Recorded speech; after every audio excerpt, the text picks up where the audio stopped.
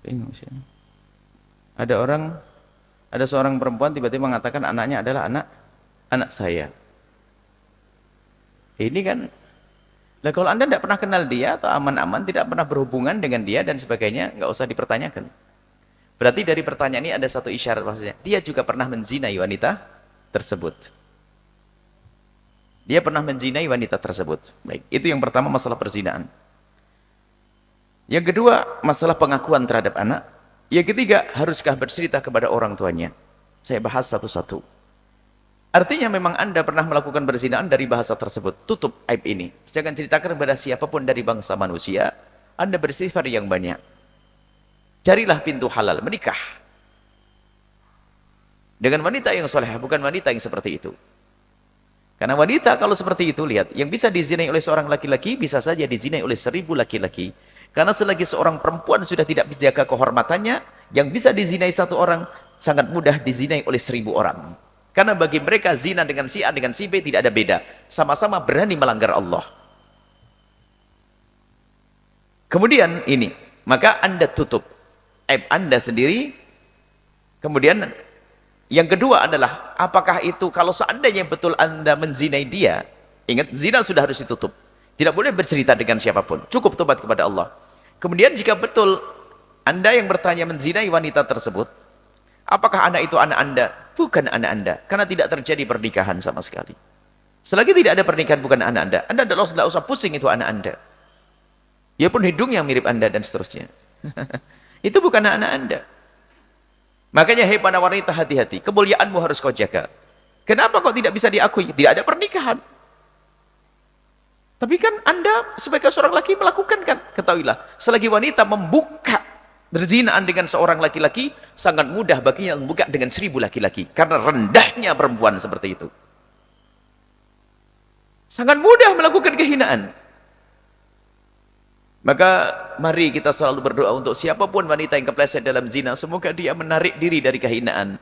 Lalu bertobat, kemudian diampuni oleh Allah. Tapi kalau wanita sudah, lihat, di dalam dunia pun dia dalam kenyataannya hampir sedikit yang namanya lelaki dikumpul di sebuah tempat lalu perempuan datang untuk melakukan perzinaan. Yang banyak adalah wanita dijajar di sebuah tempat, laki-laki datang. Kan begitu kasusnya?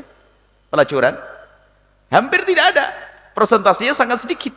Apakah ada kebayang laki-laki di sebuah tempat, nanti perempuan tiba-tiba datang. Lalu datang perempuan pengen datang ke tempatnya, itu laki-laki mungkin di sebuah prostitusi ya. Yang di situ adalah kaum laki-laki, buahnya macam-macam, laki-laki dengan model ini itu, nanti perempuan kalau mau zina datang ke sana. Yang ada kebalikannya kan? Perempuan di sebuah tempat pelacuran, lalu laki-laki datang. Kenapa kok seperti itu? Karena pada dasarnya wanita itu tidak akan mendatangi seperti itu. Wanita itu tidak pantas aslinya. Tapi didatangi. Tapi kenyataannya, ini lihat. Kalau sudah perzinaan tersebar, tidak akan terjadi tempat seperti itu saja. Baik, kita kembali kepada masalah. Kemudian seorang wanita, itu lihat, yang menjajakan dirinya, lihat, dia siap melayani siapa saja. Karena dia sudah tidak punya takut kepada Allah Subhanahu wa taala, terserah siapa yang datang. Sehingga lihat, kalau sudah wanita melakukan perzinaan, maka sangat mudah baginya untuk berzina dengan siapapun. Maka dari itu, anak itu bukan anak Anda, karena tidak ada pernikahan. Takutlah kepada Allah. Siapapun yang pernah kepleset dalam zina, kami tekankan bahasanya Allah Maha Pengampun, jangan berlarut dalam kehinaan, Masya Allah. Kadang urusan hawa nafsu dan syahwat tidak pernah peduli lagi, Allah dilanggar, orang tua dilanggar, suami dilanggar, kehinaan. Maka ketahuilah Allah Maha Pengampun, menghadaplah kepada Allah. Jadi anak itu bukan anak Anda. Dan Anda pun tidak perlu mengakui anak tersebut. Dan Anda pun tidak perlu mengakui perzinaan lagi. Karena apa? Wanita tersebut mau berzina dengan Anda, mungkin dia zina dengan yang lainnya. Bahkan alangkah busuknya, kadang-kadang dipilih mana yang paling menguntungkan. Na'udzubillah. Rupanya dia ingin menjarat seorang laki-laki, rupanya tidak hamil-hamil dengan dia. Akhirnya mencari laki-laki yang lain, akhirnya hamil dengan yang lainnya, tapi dipilih mana yang paling banyak duitnya. Lalu dikejar, dituntut. Kau yang berbuat, kau harus bertanggung jawab. Na'udzubillah. Kebusukan zina. Wanita mulia susah berzina.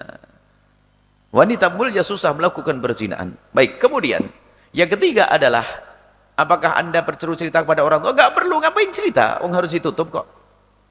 Anda berjalan dengan diri Anda sendiri yang sebagai orang yang mulia, enggak usah bercerita tentang masa lalu. Masa lalumu. Masa lalu adalah masa lalu urusanmu dengan Allah, mintalah ampun kepada Allah Subhanahu wa taala.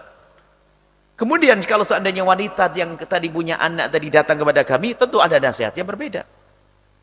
Kami akan nasihati wanita tersebut. Enggak ada perlunya engkau menikah dengan laki-laki yang pernah menzinaimu, dia kurang ajar kepadamu. Kenapa engkau harus menikah dengan laki-laki yang pernah zinaimu? Tobatlah dirimu menjadi wanita mulia dan simpan aibmu. Berperanlah sebagai orang yang tidak pernah melakukan zina. Besarkan anakmu untuk menjadi kekasih Allah. Lalu setelah itu menikahlah engkau dengan laki-laki yang mulia, bukan laki-laki menzinaimu. Semoga Allah menjaga kita semuanya. Jadi menutup aib itu penting sekali. Menutup aib. Tidak perlu Anda bercerita kepada orang tua Anda. Dan setelah itu Anda akan mulia. Dimuliakan oleh Allah, mulia di dunia di depan manusia dan mulia di hadapan Allah Subhanahu wa taala. Setelah Anda menyaksikan video ini, jangan lupa berselawat kepada baginda Nabi Muhammad sallallahu alaihi wa alihi wasallam.